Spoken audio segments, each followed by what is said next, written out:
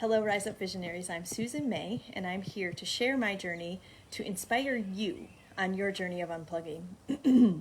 Okay, so 9 a.m. I'm going live at 9 a.m. today and Wednesday instead of 11. Little change up in my routine, still keeping the same days though. We just have a busy week planned, and I won't be home at 11 on either of the days. So today we're actually going to a beautiful Florida Springs, one that we haven't been to yet.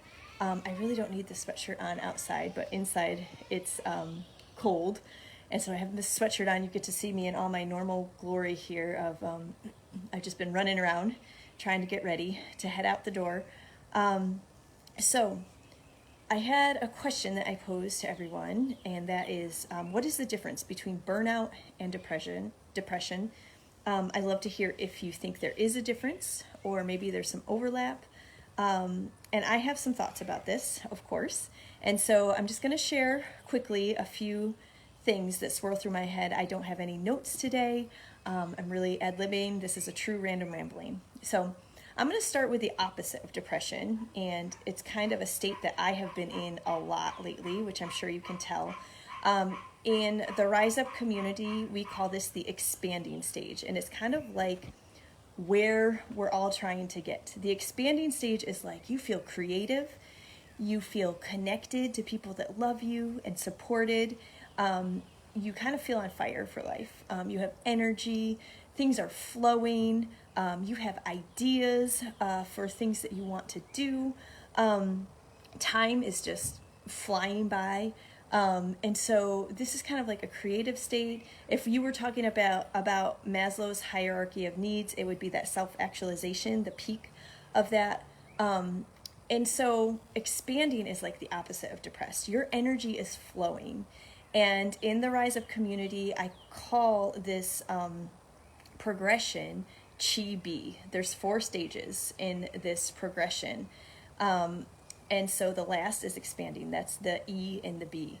And I like how it's Chi-B because I think of Chi as like that Chinese term for energy, and how depression, on the other hand, is when our energy is like completely frozen. It's just stopped. We don't, we have no motivation maybe. A lot of people just want to curl up in a ball. Like you don't feel like you have any energy to face even the most mundane things and simple things in life. And so depression is the opposite of that expanding state. So the other thing is, though, that when you're in this expanding state and you feel truly creative and in the flow, you still have to be careful. You still have to guard your energy, because there is the potential to go, do, put so much energy out into the world to help others so much that you neglect yourself. And that's what I think of when I think of burnout, when we don't protect our energy. And a lot of caregivers do this. They get burned out, right? Entrepreneurs maybe do this because they love what they're doing so much, and they just, I've heard many entrepreneurs say, like, don't become an entrepreneur if you want fewer hours. Now, there are entrepreneurs that do guard their time and work fewer hours, but there's many more small business owners that work.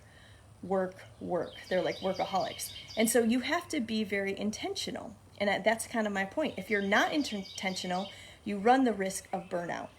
So to me, burnout is like, you just putting too much energy out in the world and not putting enough back into yourself.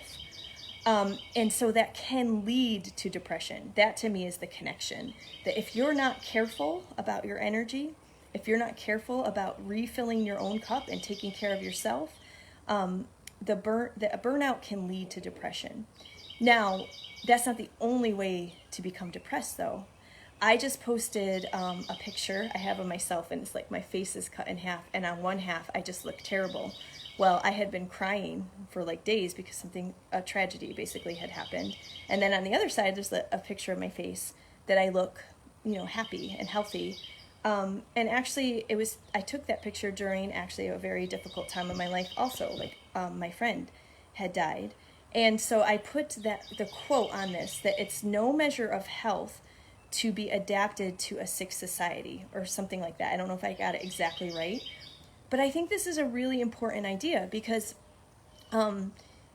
it will help people that are struggling understand that maybe it's not your fault you're struggling. Maybe there's a lot of things wrong in our modern society. Modern, fast-paced, tech-obsessed. We're disconnected. We're disconnected from nature. We're disconnected from each other. We're disconnected from God or source or whatever you believe in, our spirituality. We're disconnected, what was the other thing I was thinking of? From self. So all of these things can lead to us feeling depressed. And that is actually a healthy response to all of these things. So as soon as you realize, like, oh, it's not something wrong with me, it's something wrong with these external circumstances, that puts you back in the driver's seat. That makes you able to counteract those terrible circumstances that are not healthy for human beings, and to start to try and put into action small habits in your life to counteract those things, to become connected to the people around you, to become connected to yourself, to your spirituality, whatever that means to you, to become connected with nature.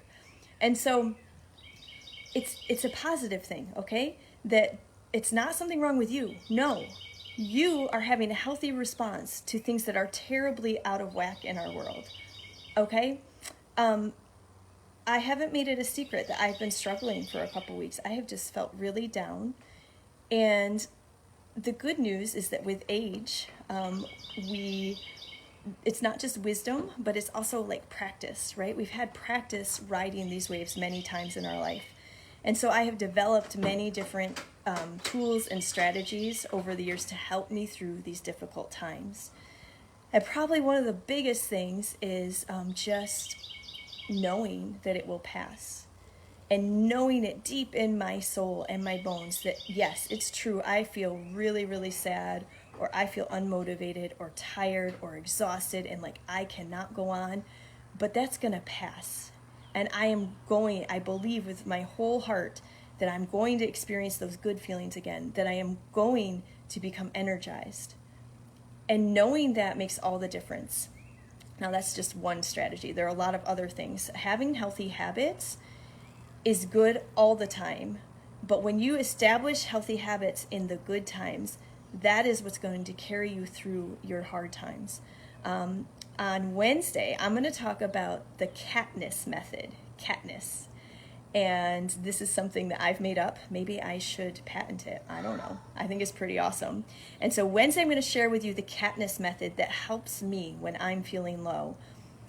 Depression is, of course, a huge, big topic.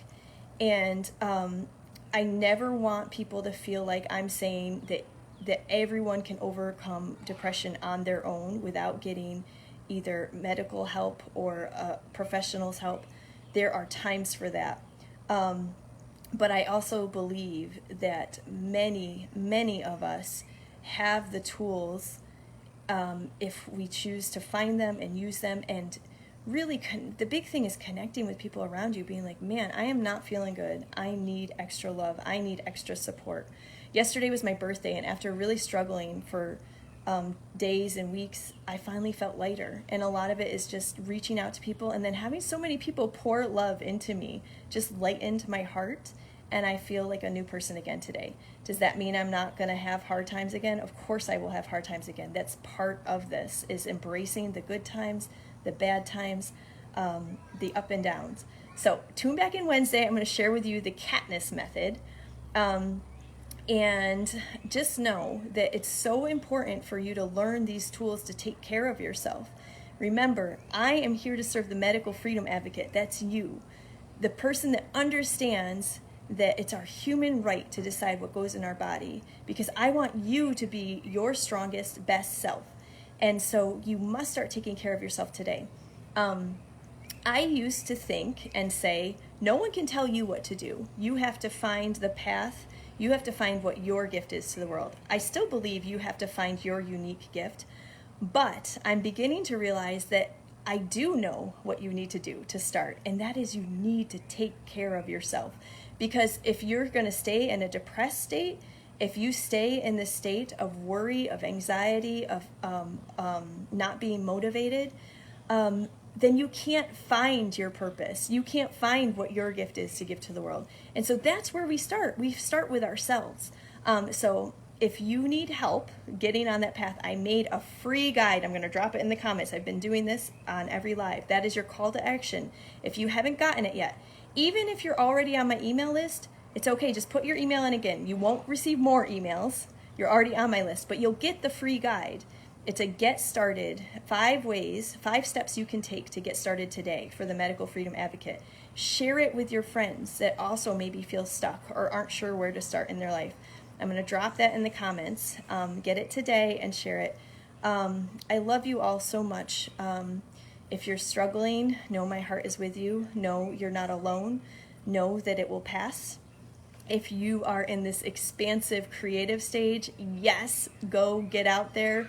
Share your gifts with the world. If you're somewhere in between, there's so many stages in between those 2 stages. Embrace whatever stage you're in, and let me know. I'd love to hear how you're feeling today. Let me know in the comments. I love you all so much. I need to go get ready for our adventure today, and I will be back at 9 a.m. on Wednesday to share the Katniss method with you.